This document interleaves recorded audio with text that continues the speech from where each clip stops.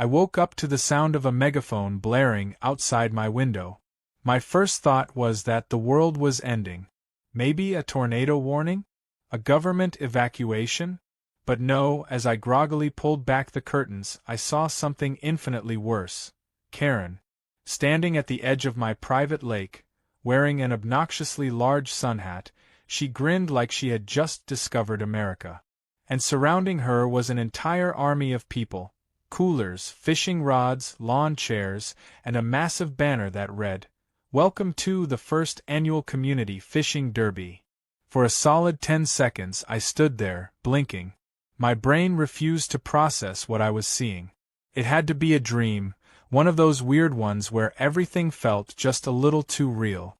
But then, as I heard the unmistakable splash of someone tossing a line into the water, my dream theory shattered.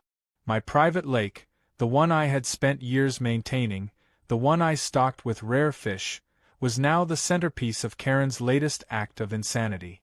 I stormed outside, shoving my feet into mismatched shoes, not even bothering with a shirt. The moment Karen spotted me, she waved like we were old friends. "Oh, good morning, Jake. You're just in time to see the first catch of the day." I stared at her, my mouth slightly open, trying to summon words that weren't just a long, guttural scream. "What the hell is happening?" Karen gave me a patronizing smile, the kind of smile a kindergarten teacher gives a slow child. "Oh, don't be such a grump. We're just having a little community event. It's good for morale, brings people together. And look," she gestured towards the lake, where a man was pulling a wriggling fish out of the water. "We've got some real whoppers in here." I looked closer, my blood turning to ice. That wasn't just any fish. That was one of my prized koi. A fish I had imported from Japan, worth more than Karen's entire SUV. And now, some guy in a cargo vest was gripping it like a cheap base, holding it up for his wife to take a picture. "Put that down," I said, my voice low. The guy blinked. "Huh. Put that down," I repeated. Karen let out an exaggerated laugh. "Oh, Jake, don't be so dramatic. It's just a fish. Besides, you don't own nature."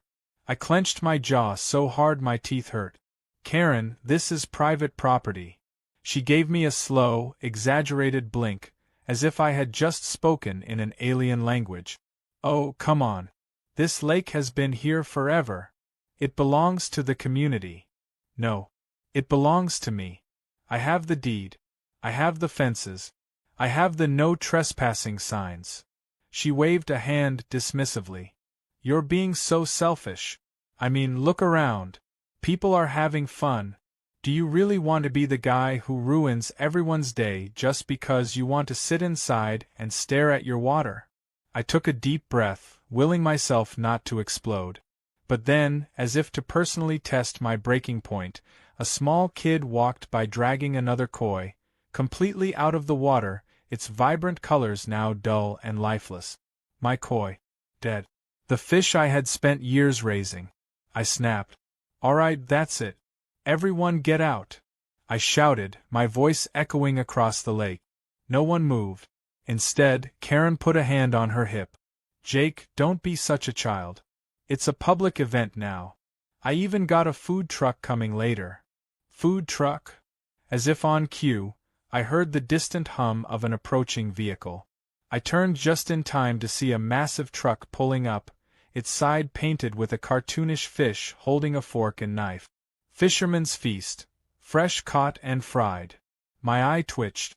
"Oh, you've got to be kidding me." Karen beamed. "They're doing a special discount for the event. Isn't that thoughtful?" I looked at the truck. I looked at the people. I looked at Karen. And that's when I knew. Talking wasn't going to work. Logic wasn't going to work. Karen wasn't the kind of person who listened to reason. She thrived on pushing boundaries until people either gave up or went insane. I wasn't going to go insane. I was going to win. Turning on my heel, I walked back into my house. I heard Karen call after me, something about lightening up, but I didn't listen. My mind was already racing. By the time I stepped into my garage, a plan had already formed. A plan so devious, so beautifully simple, that I almost laughed out loud. Karen wanted a fishing derby? Fine. Let's see how she handled a fishing derby with no lake. I grabbed my toolbox and set to work, my hands moving with precision. I had installed a water drainage system years ago, a backup plan in case of flooding. It wasn't meant for something like this, but with a few modifications, it would do just fine. All night, I worked in secret, making sure everything was ready. By dawn, I stood by the edge of my property, looking at my masterpiece. The lake was gone. Where there had once been shimmering water, there was now only cracked earth and mud, the remains of fish carefully relocated to a safer location. The air was thick with the smell of damp soil and shattered dreams.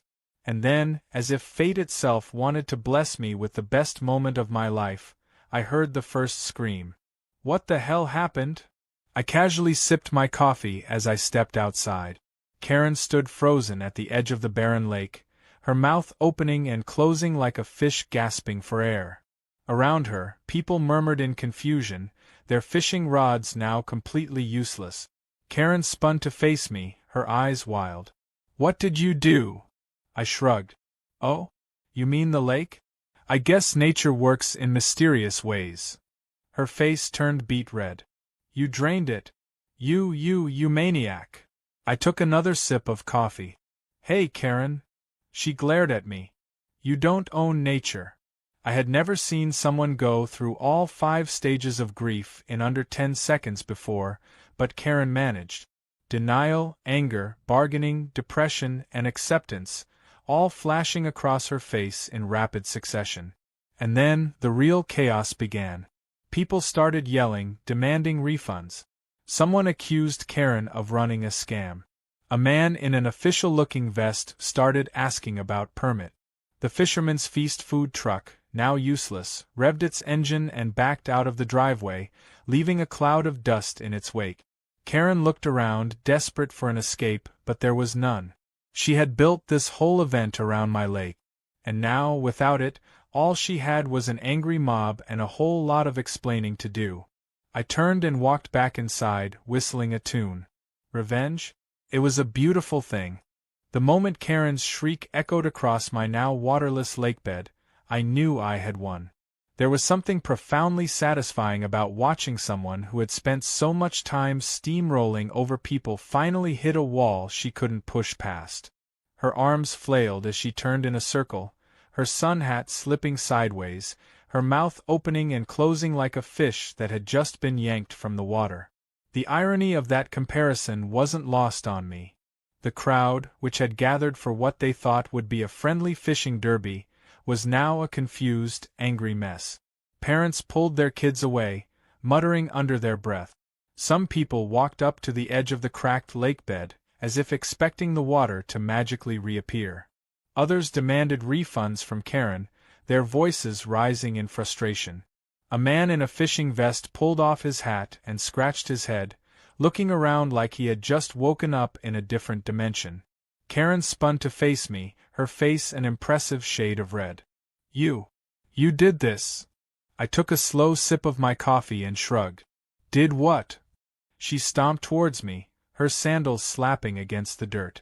Don't play dumb, Jake. You drained the lake. She flailed her hands toward the barren ground. You sabotaged the entire event. I nodded. Yeah, I did. For a moment, she looked genuinely taken aback, like she had expected me to deny it, to squirm under the weight of her accusation. But the truth was, I wasn't ashamed in the slightest. If anything, I was downright proud. She let out an incredulous laugh. Do you have any idea how much work I put into this event? I stared at her. Do you have any idea how much work I put into that lake? Her jaw tightened. You don't own nature.